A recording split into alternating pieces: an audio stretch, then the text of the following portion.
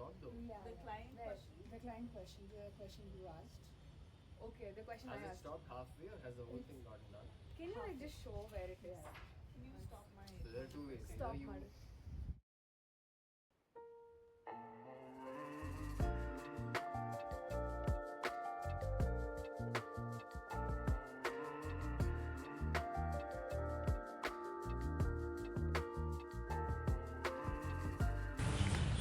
Good afternoon, sir. I had a good evening. Start again. So, we got an interview to the subject was professional practice, and we'd like to know more about how to get into the start of architecture by owning it. So, the first question is, could you tell us a bit about your educational background and how you started into the field of architecture? Sure. So first of all, welcome to our studio, right? And we're thrilled to have you guys here, and thank you for giving us this opportunity to talk to all of you. Right? So I think, just to start off with, right, my background is I have a bachelor's of architecture from RD College of Architecture, right? And I graduated in the year 2015, batch of 2015. Have about 3 years of experience working with three architects and a year of internship experience with HOH Design Studio, right? Which is not functional anymore, but we had a great time with them, with a lot of hands-on learning experience. And internship was the area where we started our complete work and everything from site.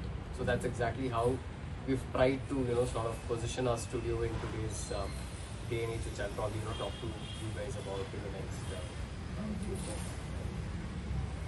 How did the idea of starting up your own firm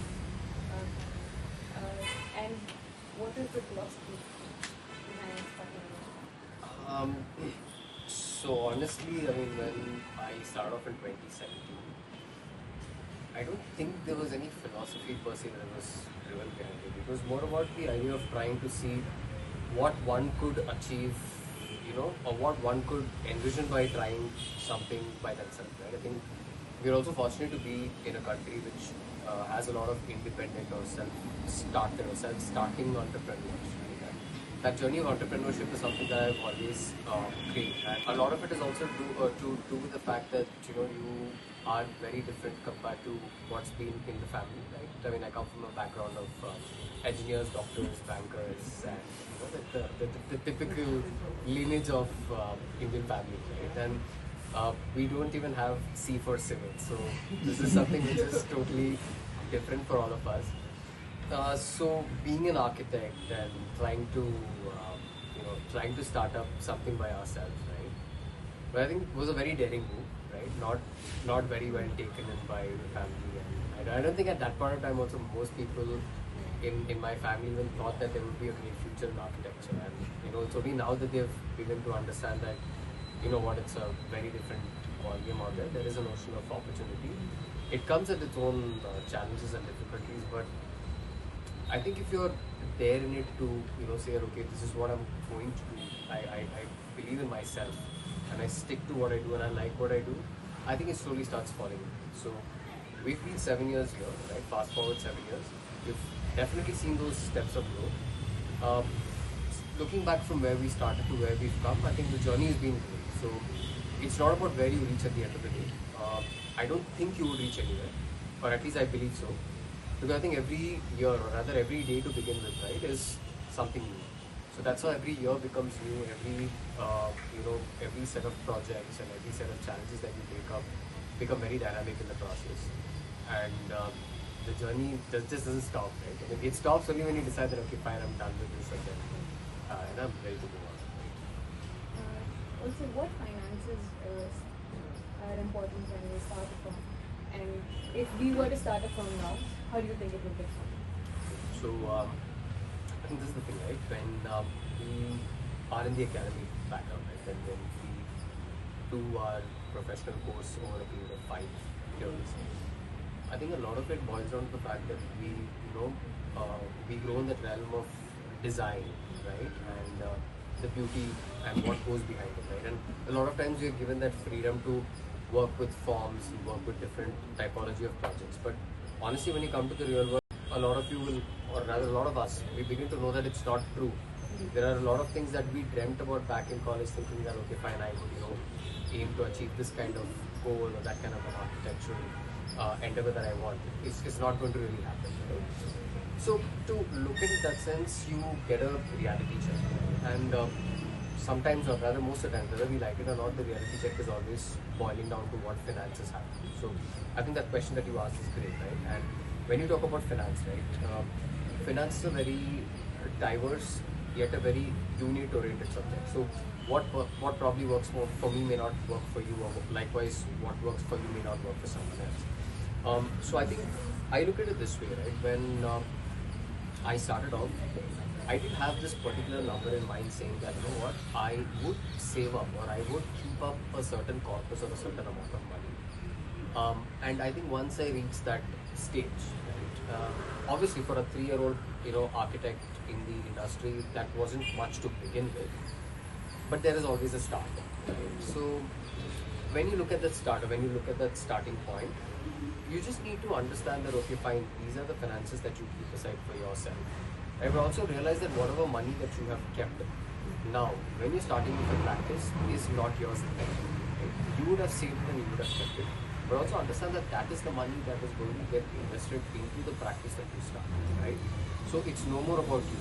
It's about us. It becomes a collective. It becomes a series of people, like-minded people coming together, working as teams or collaborating, trying to find the kind of projects that you would want to specialize in, you would want to kind of pick on. So, like I said, right, finance is a very independent entity and an individual subject. And for me personally, I would say that I reached that X amount that I wanted to, save up at the early start of my career. Did that and started the firm, lost it all, restarted again. And I think from there the journey was great. So, I don't think one should really be insecure about, not having it. I think at the end of the day, if you really believe in what you want to do, right, you should just take that step and not look behind. The moment we kind of look back in self-doubt is where we start, taking that step back. And that itself, in a lot of ways, I feel self-doubt is a reason for a lot of failures to come. Just go out there and go.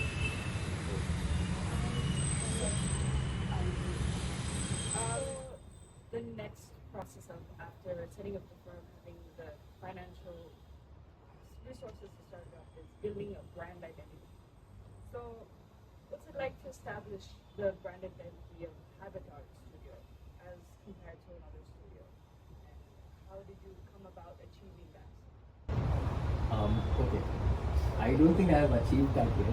We're still in the process of achieving it. Okay, but I would put it in the sense that when we sort of put ourselves together and we were in the initial formative years of our practice, I think we had this very clear notion, very clear idea that we would like to stick into the space that practices a sense of sustainability, a sense of climate responsive. So more than sustainability, we are more focused on climate responsibility. So that's not just in terms of how your lighting and ventilation would be, but it's also looking at the kind of material that we are talking about in the project. We also try and understand the logistics, the availability in terms of what is locally around. I'm sure a lot of things are not. So okay, if certain things are not, you try and see which is the nearest source possible for you to do. So individually, what happens is when you stick to these particular goals or particular ideas that you follow together, right, the best way to go about it is to stick to it. Right? And I think until probably, let's say, a year or two, right, I don't think we're very well known in the market. I think, see, we are establishing ourselves slowly, like step at a time. People are beginning to know who we are, and we're also okay with that. But at the same time, we're not the kind where we go out and try to shout, saying, okay, you know what, this is us, we do this, we do that. We'd rather let the work kind of talk for itself. Right? So slowly and steadily, as we build the portfolio, as we start documenting the projects which we've been doing over the last 1-2 years, and learning to appreciate the process, not the end goal. Right? The process is something that really kind of determines where you build your practice or where you get into, right?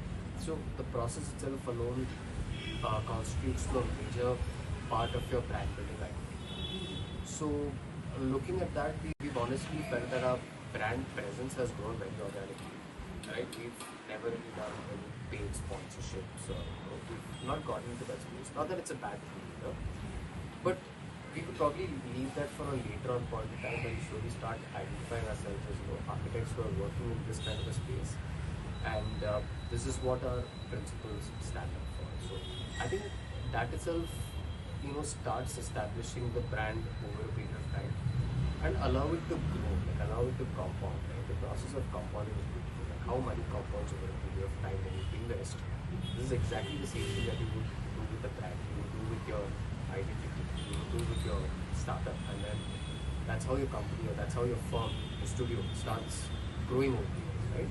So when you look back, right, this is the best form or the biggest ROI, the return on investment that you have as an architect is how you've seen yourself grow or how you've seen your entire team and your brand grow over the years. And I don't think anything can come even, can't even parallel it with that. Everyone has inspirations and everyone has favorites. So growing up, who are the architects or structures that you admire and decided, I want to try to do something like that or grow myself like them? Okay, so I think if you were to really, think about it in that sense, right?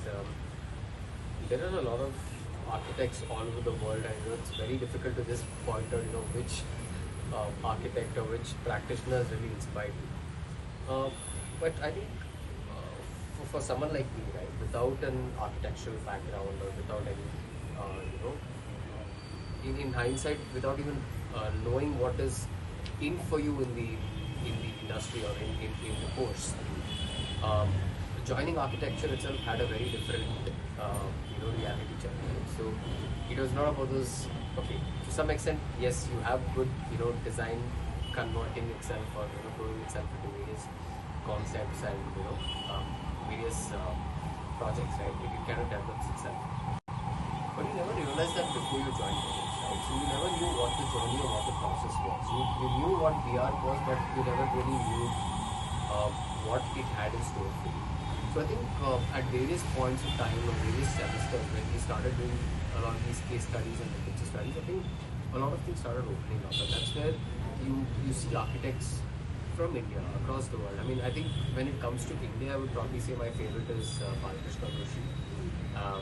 I love work of Charles Correa and Lottie Baker. So a lot of our principles in our work is very Baker inspired. Right? I mean, we take a lot of inspiration from that in terms of understanding materiality and putting things together. But at the same time, I don't think I would say that I have any particular favorite or anything. But I think there are a lot of architects across the industry, right? I mean, who play on various bandwidths. I think one of those who really, put things so beautifully together are Mindspace architects, Sanjay Mohan. So I think, we always tell ourselves that, India as one country has got a very diverse practice. Right? I mean, I think tropical countries seem to relatively have the most flexible form of architecture, right? Where you have this, you have the advantage to open your architecture out into the outdoors, from indoor built spaces to courtyards and outdoor greenscapes, whether it is raw or whether it's in a manicured form. But whereas, let's say if you were somewhere towards the, the European side or even towards the Arctic and those kind of things, or even somewhere down towards the west, you really have to, keep your architecture a little more different, where you may not exactly be able to open out the way you want to open things out in a tropical, in a tropical region. So, likewise, there's a lot of amazing work coming out from South America, like Mexico, Ecuador, Venezuela. So there are a lot of interesting projects that are coming. I mean, I don't think I'll be able to name, all of them, but probably if they're watching this video, they probably know who they are. But I mean, we take a lot of inspiration from a lot of these projects. So it's not just India alone; it's also about traveling right across the world, even Southeast Asia. Some wonderfully beautiful projects in architecture, Vietnam, Bali. Name them, and you have something.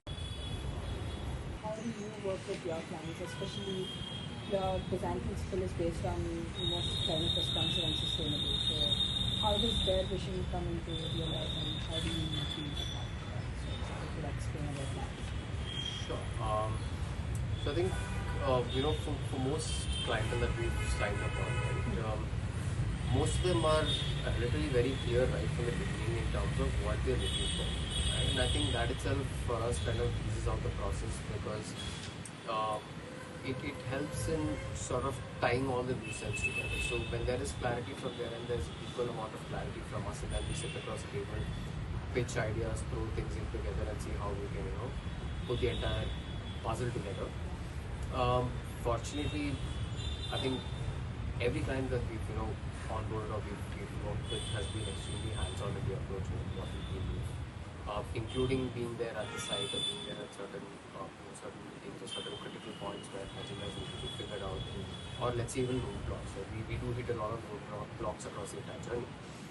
And many times, right, we've had our clients, giving us certain suggestions or, saying that, okay, hey, take a step back, let's figure out things in a different way. And I think the collaborative process is something that's, really driven us to be as communicative as possible, where, we communicate with them and vice versa. And this is a process that's really helped us grow and, manage tasks more efficiently, manage projects more efficiently, and the common outcome of delivering a product what the client wants at the end of the day is, and that's where it gets sort of accomplished. So just to put it in a nutshell, I think collaborations across all verticals, right? Not just your client, but also your contracting teams, your subcontracting teams, even the masons, right? The guys who put everything together. Because, they say that a journey of 1,000 miles starts with a single step, right? So that step or that block, when it's put together by a bunch of, masons, the guys who come right from the basic level to, making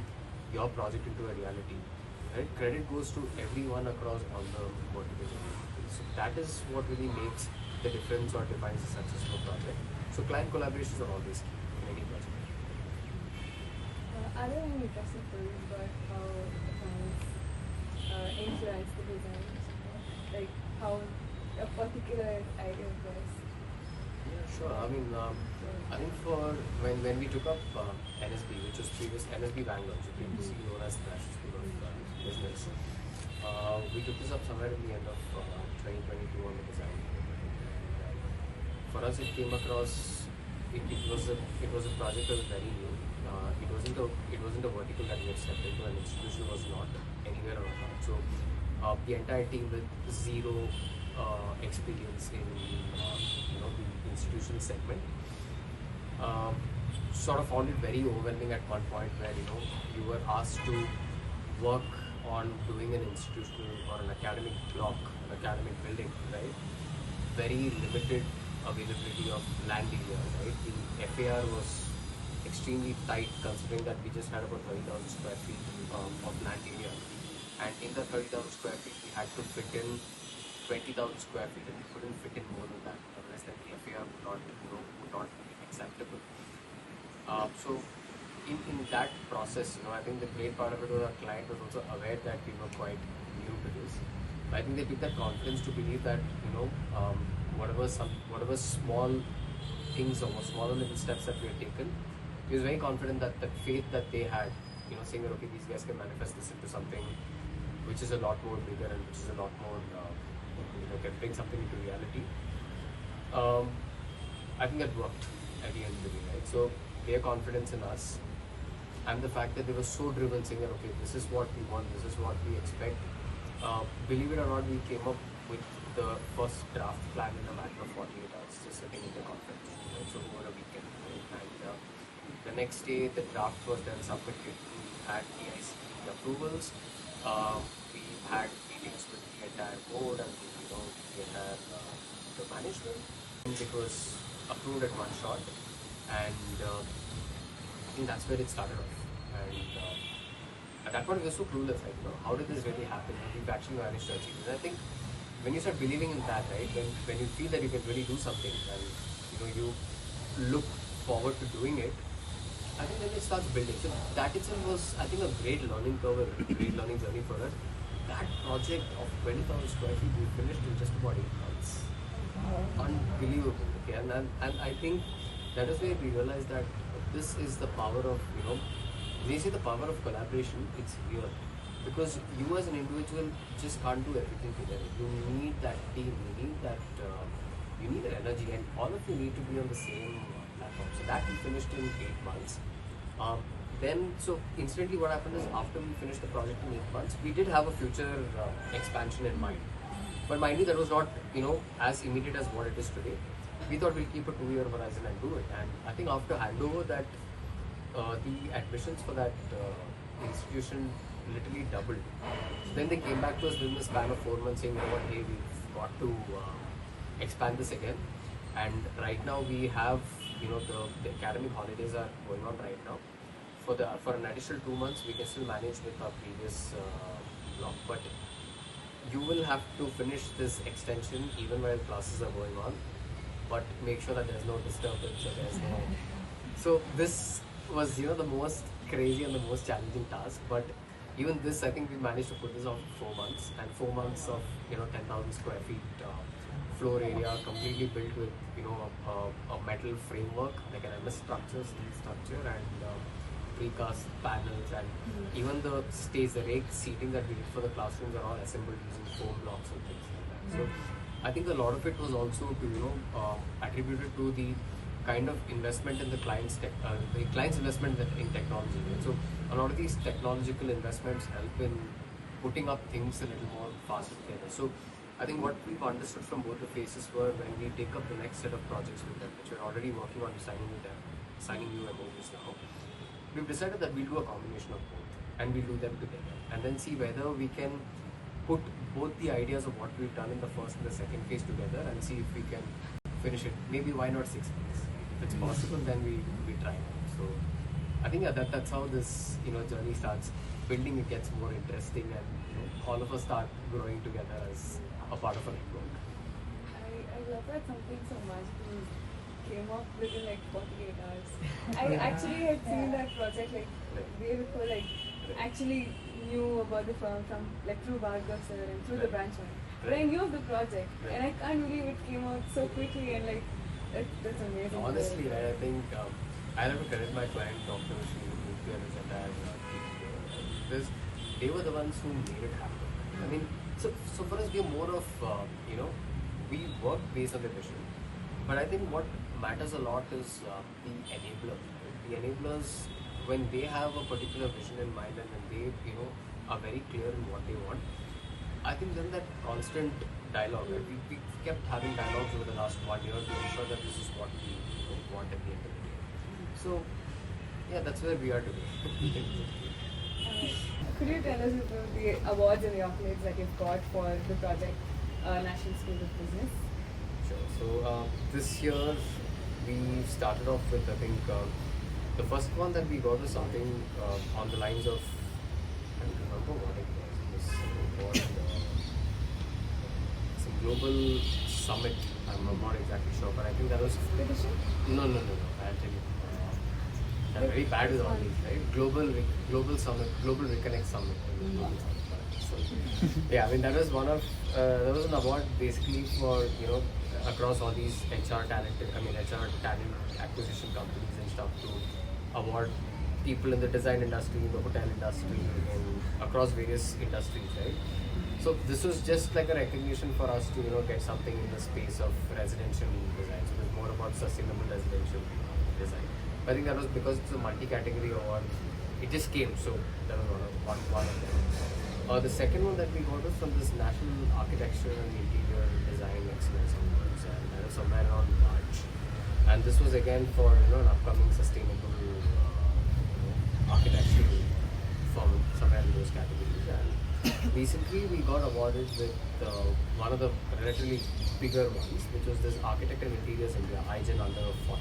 So there was this 50 under 40 IGEN architects that they had taken all across the country. So we were fortunate to be one amongst them, and that's apparently one of the most prestigious institutions. So we now across WhatsApp groups we share our work together, and recently all of us had gone for we'd actually had a gathering. We had a get together for Jaguar's factory visit. So we got there to see the process of manufacturing, what goes behind those faucets and those end fittings and fixtures that you have, right, for electrical, for lighting and for sanitary fixtures. And the process is very interesting. So we've been constantly in touch with each other, and these interaction slash learning and meeting up sessions have been extremely been very fruitful. And of course, being amongst the iGen has also been great because we've been able to experience a lot of quality work coming from so many architects across the country. So it's great to be amongst this diverse platform, and I think iGen has really helped us push ourselves as individuals, right, as a part of this journey of growth.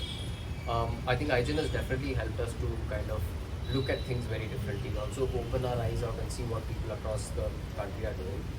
And I really hope that in the further coming iterations of iGen, rest of the team would also start slowly getting recognized for the other categories and other awards. So every project architect working with us or every individual working with us gets their own fair share of recognition. So we hope that everyone gets into the iGen series at some point of time or the other. But like I was telling you guys, right, that said, we're not here to dwell on our awards. Like, our awards coming to us is nice. It's good to share this experience with your clients and prospects, no doubt about it. But it's just a step to motivate us to go further. We don't want to dwell on it, and then we don't want to glorify ourselves and keep promoting ourselves based on these awards that we've received. We'll probably look back at it and then be grateful, saying that this is what we achieved because of this. Now I think we should look forward to achieving something more, something like that. I think more than awards, right? The end of the day, the biggest award is when your client has the end satisfaction, right? And when your client goes and tells another client that hey, work with these guys have given me what we've got or what we've wanted for. I think those are the best awards. The rest of them are more of boosters or more of sort of helping you take your journey forward.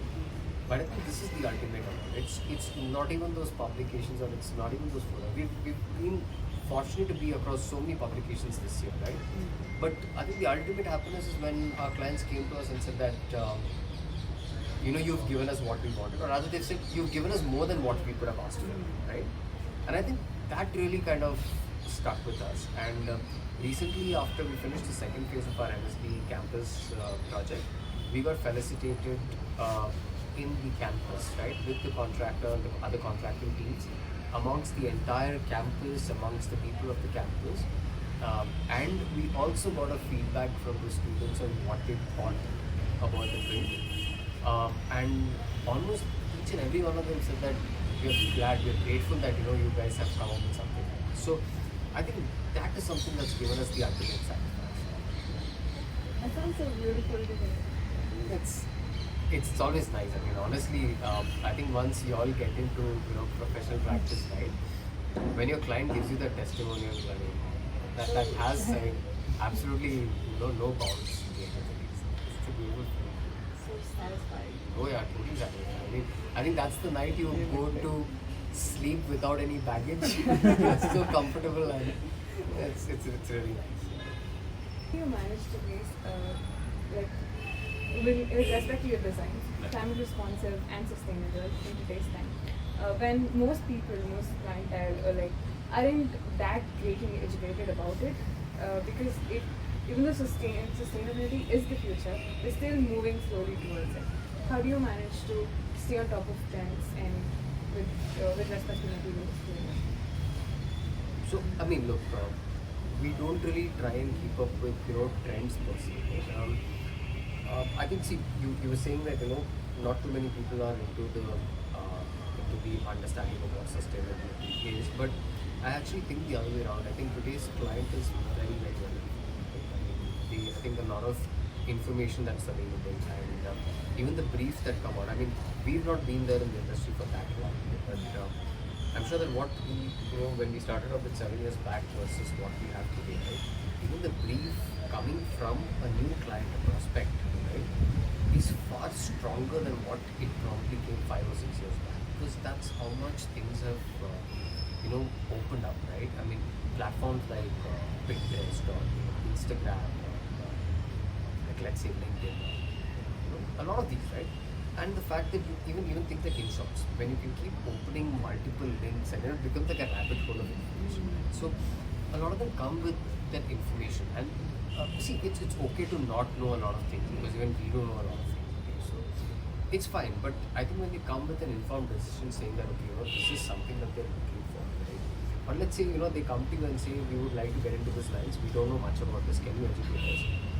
That's the whole point of us being there. And so we're there for you. So we're trying to let you know what are the benefits or what are the advantages of getting into a space like this, right? We've even shown them demonstrations and calculations of saying that we present the workings of a solar setup of, let's say, for example, maybe 10 kilowatts or 15, 20 kilowatts for a house or an institution, depending on the requirement. And we show them what is the initial expenditure versus the ROI. And at what point, so maybe the break-in is after the 5th year or the 6th year or the 7th year, depending on how it works. So we do that exercise to tell them that these are the advantages of, let's say, going for solar, going for rainwater harvesting, or even watershed management, or even, let's say, energy savings when you use natural material, right? So if not both sides, at least either on the inside or outside. So then what happens is you create this sort of a time delay or or a time gap or a time lag, right? To allow, let's say, heat to penetrate into the surface. So a lot of the absorption is already done on the outside, and then it kind of dissipates. It doesn't really get into the space. So these are the sort of points that we discuss with them. We draw these panels together, chalk out the program, and then tell them that this is what you can achieve. This is how you can go about things. And every building that we've worked on, rather every project or building that we worked on till date, none of them have used air conditioning. We've given provisions, we've given the things like okay, fine, you could put it whenever you want. And we have this thing of time to time, maybe let's say every year or every 1.5 years, we catch up with some of our old clients. Just go with them. They've not really installed an air conditioner. So I think, see, till the time that we haven't done it there, right? I think then, we feel that, okay, we've been relatively successful in doing it. So these small little things are like a win for us. Being sustainable is not just about the critical, right? It's also about how much of water you consume. And even, let's say, when you're in the process of construction, right? How far do you source the material from? So is it in the nearby proximity or something that's locally available? Also, if you can work with teams that are locally a part of the local ecosystem, right? Like some of these farmhouses in the Boulder Farm and some of the other farmhouses that we've been doing with the recent past, right? In the hinterlands of Tamil Nadu, Shulagiri, Krishnagiri, and these rights, we've gone into the grassroots of mingling with people who live there, working with them, trying to understand what it is that they are of value to us, what it is that we can learn from them, right? That is another way of being sustainable, because you are a source of you're a source of providing livelihood, empowerment, and at the same time you learn from them, right? That's the biggest return on investment that you can get as an architect, to learn from the people, to learn from the locals, to learn from the people of that particular locality, sharing meals with them, having a morning coffee with them, afternoon tea with them. So all these small little things go a long way. Initially it was a little difficult, no doubt about it, but when they slowly started warming up, right, we realized that these guys are like hidden gems across just small little parcels of land, right? They just go so unnoticed. But once they're noticed, they probably, the level of humility is so much that it probably whatever pedestal that you stand on automatically starts just ebbing down, right? And that's a great way to learn. That's a great way to that's a great way to be sustainable as well. So at the end of the day, it's an entire ecosystem. It's about how you work with people, how you work with materials, how you work with what is available to you. And if something is not there, then what is an alternative that you can fit? Right? So we are not only talking about going green in terms of a green building and stuff like that.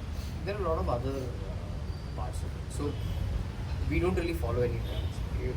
We design what our heart feels or what we desire to put forward to a client. If we're able to give them something of value, then I think that's being fairly sustainable for us as far as our life is.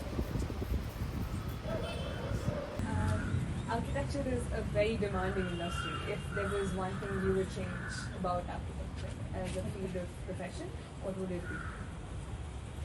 I would probably look at maybe simplifying systems a lot more. I also think, sometimes what happens is that it ends up being a lot of back and forth. And I also think that many a times it's also because of the communication gaps between the clients and sometimes with us as well, and even the teams that execute. So because of that attributes to a lot of back and forth and a lot of design decisions getting taking their own time or not getting done according to what we want. So at the end, I mean, it's totally dependent on systems, right? And it's also a lot dependent on time. So I think if that's one thing that I think could change would be maybe how to handle systems a little more efficiently.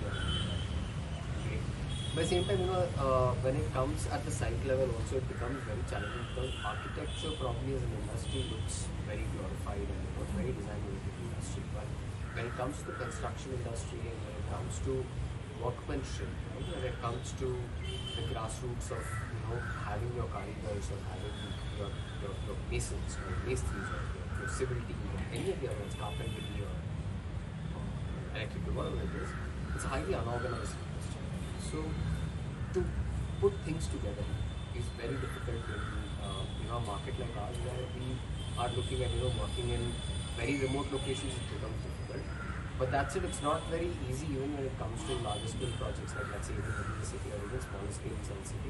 It's not exactly the most easiest thing. So there's only a hope that systems can be simplified. It can be simplified at the design and the site coordination level. But of course, what goes into the site is a very different ballgame.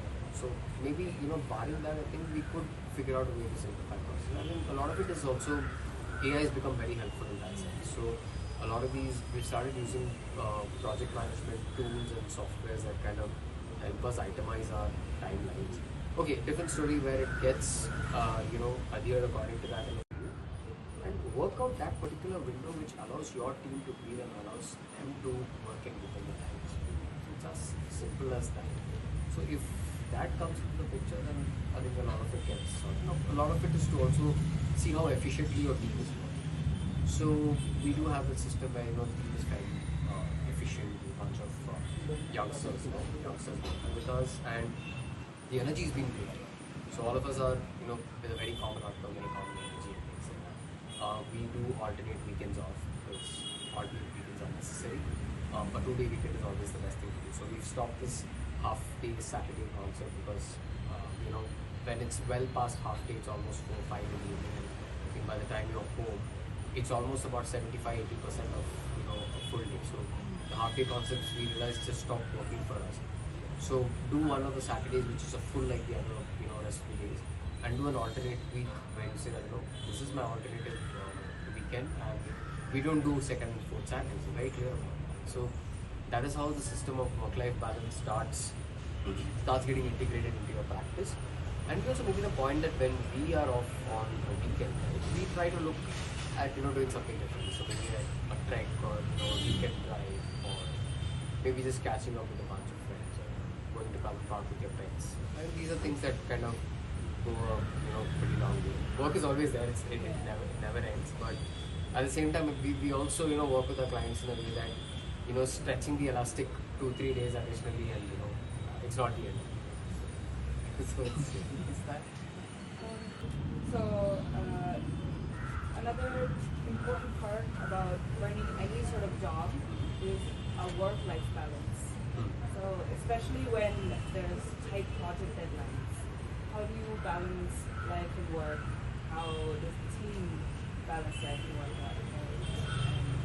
How do we move on from tight schedules and frustration? So we'll admit that it's difficult, okay, but at the same time, we, to an extent or to a great extent, right, we've always advocated for a morning timings at work between 9:30 to 6:30.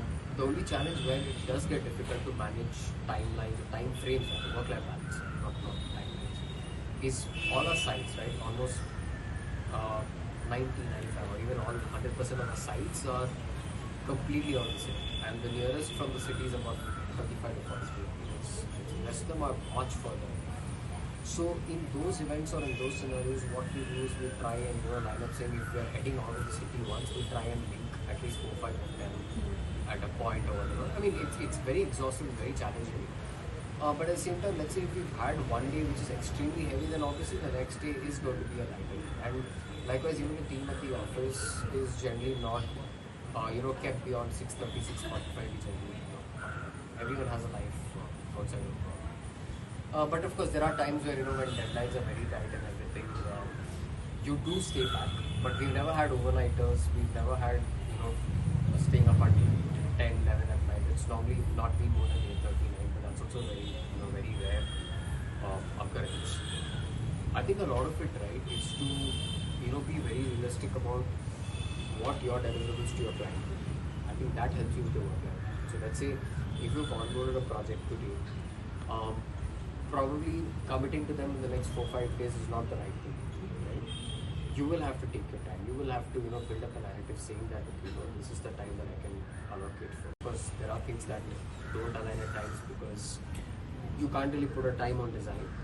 But at the same time, when you're running an establishment and when it is a business, yes, you have to give that X amount of time and you can't give beyond that, right? So how do you work within that?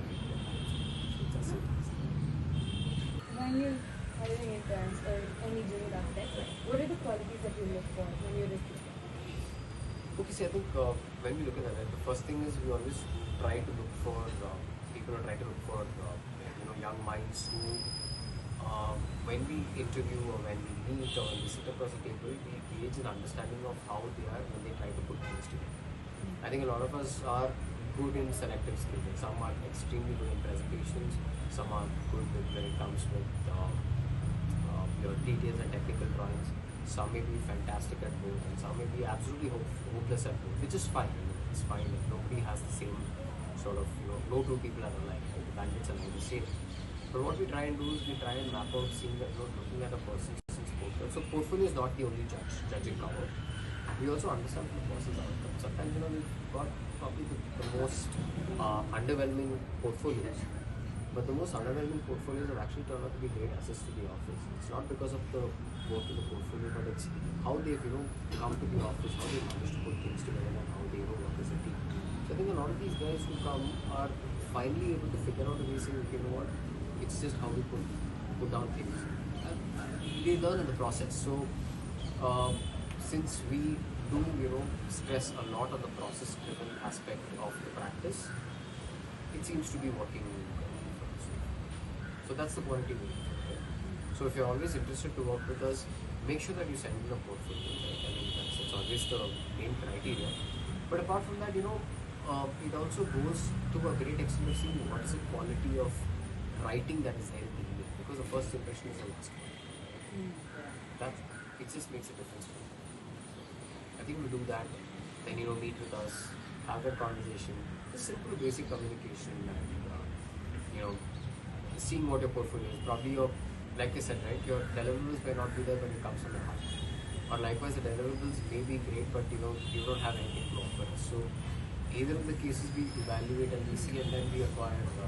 That's how we do our talent. A question maybe on similar lines, but do you have any advice for anyone who's stepping into this field as a beginner? Or maybe as an admirer? I don't know, just believe in what you're doing. I think that's the simplest motive I would go for. I've always stuck to one thing. I've stuck to Leonardo da Vinci's one-liner saying, "Simplicity is the ultimate sophistication." So I like keeping things simple. Start off with a motive, build that narrative, enjoy the journey. It's not going to be easy, right? And honestly, I don't think this is cut out for everyone. I'm not trying to, put anyone down by saying that, but at the same time, it takes a lot of resilience and, self-motivation, pushing yourself to keep motivated. There are times that even people like us, our team, all of us end up having these blocks, and all of us are, we question ourselves that what are we doing, or are we doing the right thing, we need to be. It's very normal to have these questions, because only when you have these questions, you take a pause, you reanalyze, you understand, and then push yourself to do things forward, right? So, I mean, that's fine. Just, as a youngster, just, take that step. Don't think about anything much. Just go ahead, try to learn and try to absorb as much as possible. I think the rest of it will just come out. So, yeah, I'm just going to keep it. Looking ahead, what's next for HabitArt? So I think now what we have, right, in terms of ideas, in terms of practice is definitely mature. We started off as a collective where we were doing these smaller little projects, putting these little building blocks together, and now we're definitely stepping into the bigger space. So we brought into institutions, we brought into hospitality, some of the even the resort segment as well. So it's all going on, but at the same time, we are trying to keep ourselves in touch with across all segments. So even today we still do small architectural residential projects also. But I think we look back at where we've come from, right? And that looking back at that, going back to that, and we still go back to clients who say that I don't have much of a budget in Kiri, and we say we're interested, right? So because we come from, and that's what we've grown ourselves in. So we are okay with something as small as 1,000 square feet residence, and we're even going up to a 1 lakh square feet hospitality project, and similar over even institutional as well. And that's completely okay because that helps us spread our wings across various verticals and growing across multiple platforms. And I think for us, what we've done is in the next 5-year period, we want to strengthen the brand further, and we want ourselves to be like the go-to architectural entity, right?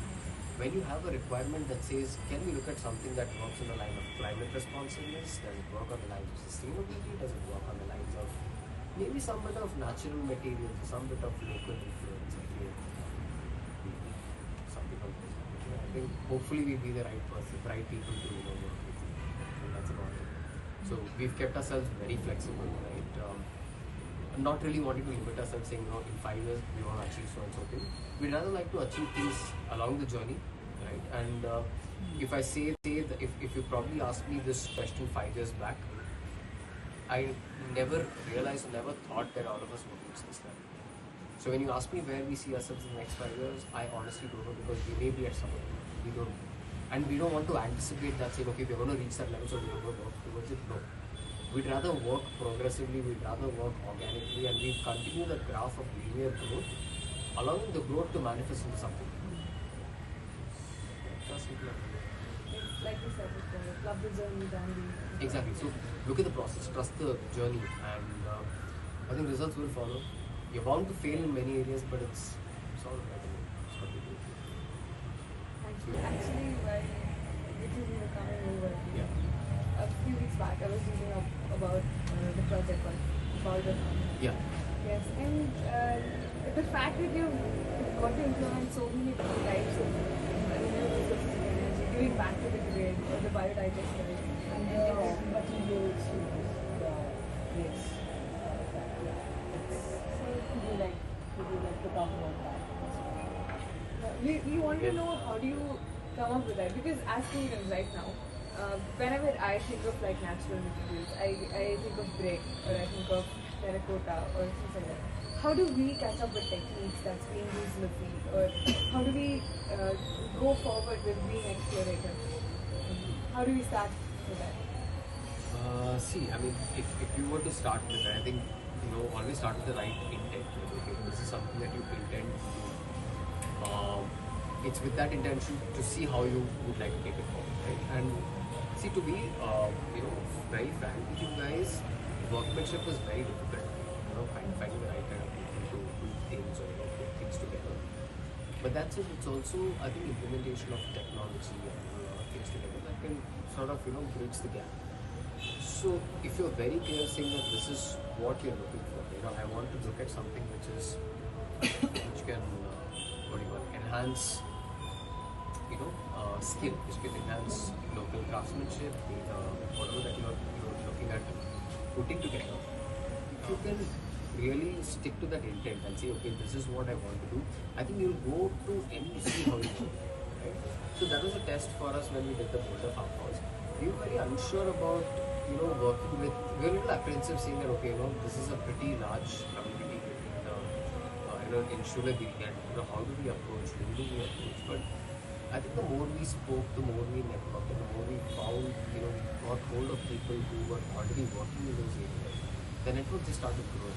So, you say, okay, I need to figure out who can do the plumbing for my site. And then the guy next to you says, yeah, I know my brother-in-law's friend does plumbing jobs in the city. So if I just go and call him, and then that's about it. So I think when you really want to do something, you go out all the way to that's Thanks a lot for this. you're welcome. It's been a pleasure.